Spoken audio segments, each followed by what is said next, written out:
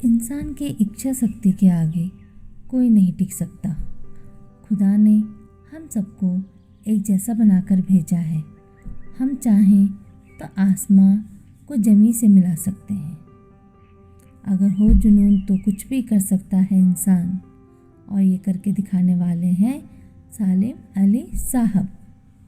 सालिम अली जी को बचपन से ही शिकार संबंधित पुस्तकों में रुचि थी।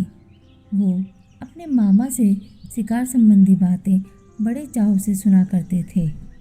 बचपन में एक बार अपनी शिकार वाली गन से उन्होंने एक चिड़िया को मार गिराया, और जाकर जब उन्होंने इस चिड़िया को उठाया तो उन्हें दुख के साथ साथ आश्चर्य भी हुआ, क्योंकि अब तक उन्होंने कोई ऐसी चिड़िया नहीं देखी थी जिसकी गर्दन पर पीले धब्बे हों। वास्तव में यह एक गौरैया थी। उस गौरैया को वह बहुत देर तक देखते रहे और उनके मन में कई सवाल उमड़ते रहे।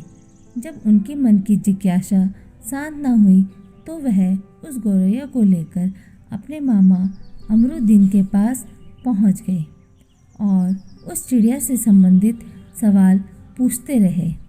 जब उनके मामा भी उनकी जिज्ञासा पूरी तरह से शांत ना कर पाए तो वे उन्हें लेकर मुंबई के नेशनल हिस्ट्री सोसाइटी के सचिव W.S. मिलार्ड के पास पहुँचे।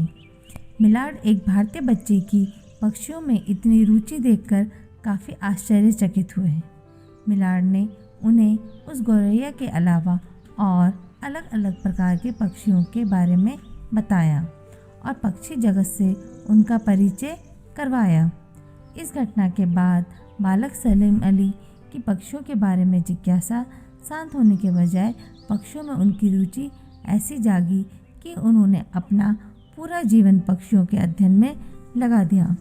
इन्होंने 20 साल की आयु में जंतु विज्ञान में एक कोर्स कर लिया, जिसके बाद उन्हें नेचुरल हिस्ट्री सोसाइटी के संग्रहालय में एक गाइड की नौकरी मिल गई।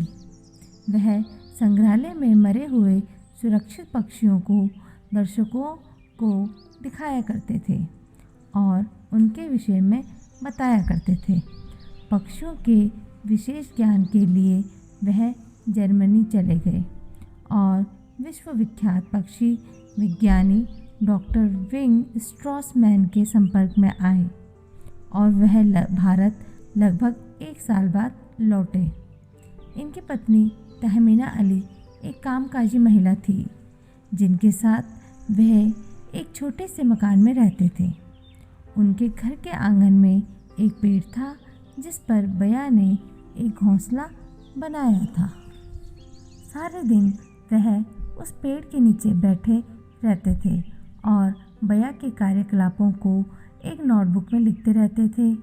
बया के कार्यकलापों और व्यवहार को उन्होंने एक शोध निबंध के रूप में प्रकाशित कराया। सन 1930 में छपा यह निबंध पक्षी विज्ञान में उनकी प्रसिद्धि के लिए अत्यंत महत्वपूर्ण सिद्ध हुआ।